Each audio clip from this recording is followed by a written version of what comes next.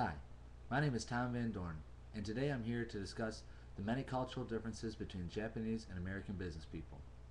It is important to consider these differences while conversing with Japanese business people so you can better understand them, better get your point across, as well as not offend anybody.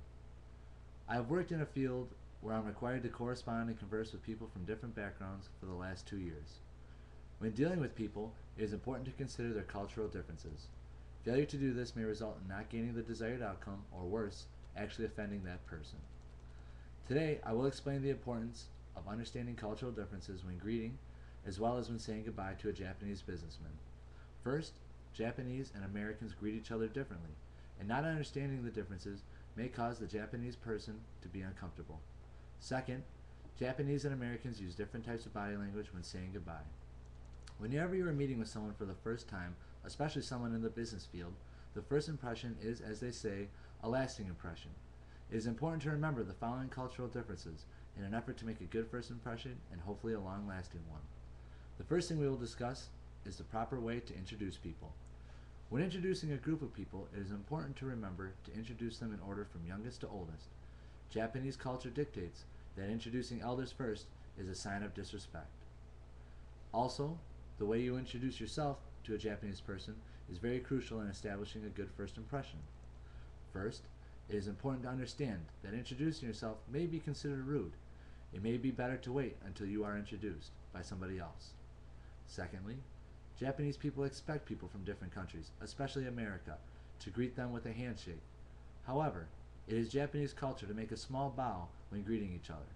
This is important to remember, because this could be an opportunity for you to impress a potential business partner with your acknowledgement of their culture. How deep your bow is while greeting someone depends on the level of authority that person has on you, as well as the level of respect you wish to show that person. These few pointers should give you the necessary knowledge to properly greet a Japanese person and make a good first impression. Almost as important as the first impression, however, is the last impression and how you leave the meeting. This will be accomplished in how you say goodbye to that person. Saying goodbye in American and Japanese cultures are very different. The way we say goodbye could make certain inferences that may turn off a certain Japanese business person. According to quintessential.com, as with the greeting, it is appropriate to take a small bow as opposed to a handshake. And remember, the depth of your bow is how you show your level of respect to that person. Simply saying goodbye in America is considered an acceptable departure. However, in Japan, that form of departure is considered cold and passionless.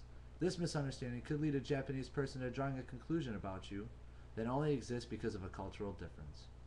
Likewise, when Americans feel comfortable with someone, it is customary to maybe say goodbye to that person with a hug. The Japanese could draw a conclusion of that person being emotional or sentimental. The best way to say goodbye lies in the middle, with a slight bow and a smile.